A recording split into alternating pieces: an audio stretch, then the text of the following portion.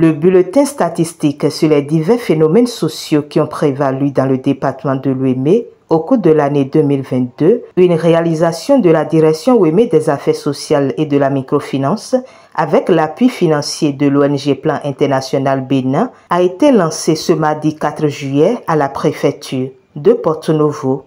Un lancement qui a connu la présence de différents acteurs en charge de la promotion de la famille et de la protection de l'enfant. Les indicateurs des thématiques et des sous-thématiques phares ayant fait objet d'analyse objective dans le présent document sont liés à la protection de l'enfant, à la promotion de la famille, de la femme et du genre et à la protection sociale et la solidarité nationale. Je tiens à préciser ici que la disponibilité et l'engagement de tous les acteurs impliqués dans le processus ont contribué à la qualité du produit final obtenu.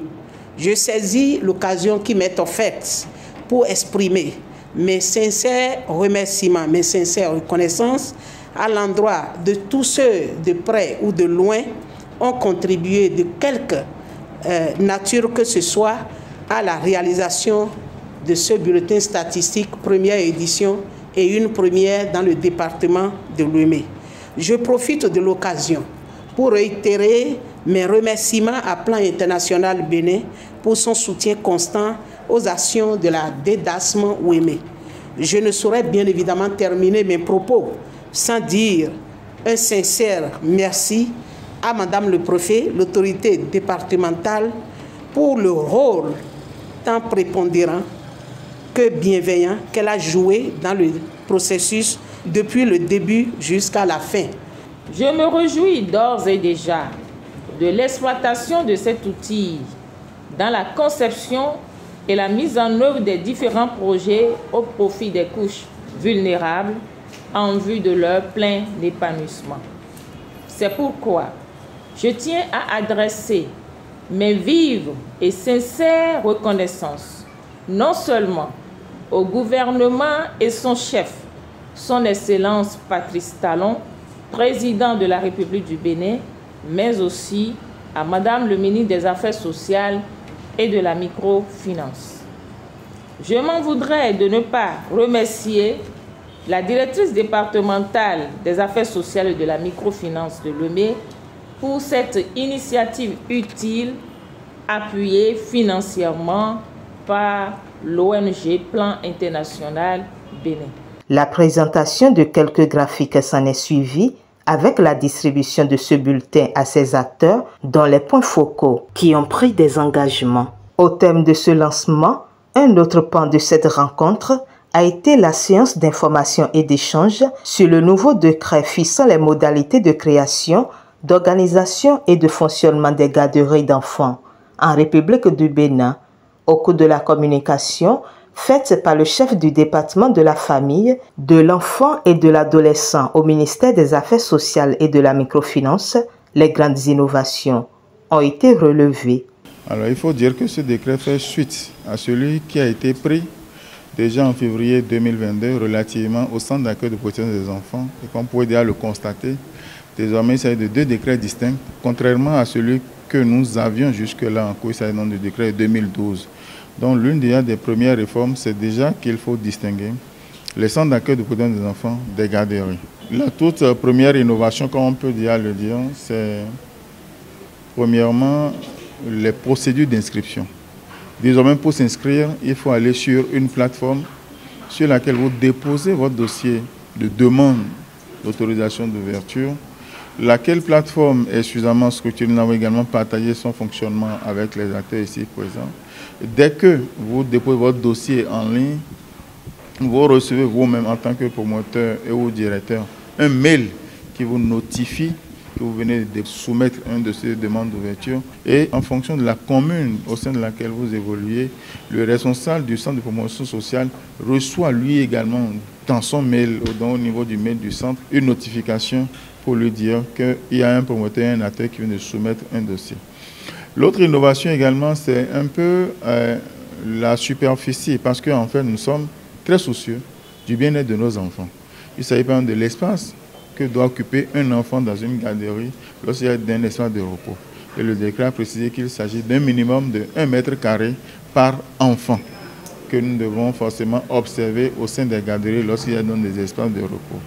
L'autre innovation au titre des pièces constitutives du dossier, c'est le certificat de contrôle environnemental ou à défaut le rapport hygiène, santé, sécurité que nous avons en fait exigé au titre des dispositions que tout promoteur doit également avoir. Et là, à ce niveau, c'est un comité qui siège, c'est un comité au niveau communal qui fait cette opération, qui fait cette descente. Ce décret est accompagné d'un cahier de charge des promoteurs qui en fait donne des spécificités pour tout ce qui n'a pas été forcément précisé dans le décret, toutes choses qui pourraient franchement attirer l'attention des principaux promoteurs, des responsables sur un certain nombre de détails auxquels ils doivent faire attention pour offrir aux enfants un cadre de santé assez adéquat, un centre où l'hygiène est vraiment observée, un centre où nous avons vraiment les mesures de sécurité qui sont suffisamment observées au niveau du centre. À la fin de la séance, la directrice OEME des affaires sociales et de la microfinance, Dr Solange Odio Aronsou, fait un point général de la rencontre. Le bulletin statistique, c'est un document digeste. C'est la base en miniature en fait, d'accord, qu'on pourra transporter d'un milieu A à un milieu B. C'est en quelque sorte un résumé de la situation au niveau du département en termes de protection sociale. Ce document va permettre à tous les acteurs de faire un plaidoyer. Toutes les sous-thématiques, toutes les thématiques, d'accord, pour lesquelles on voit que les indicateurs ne sont pas aussi reluisants dans le département, devraient faire objet de plaidoyer.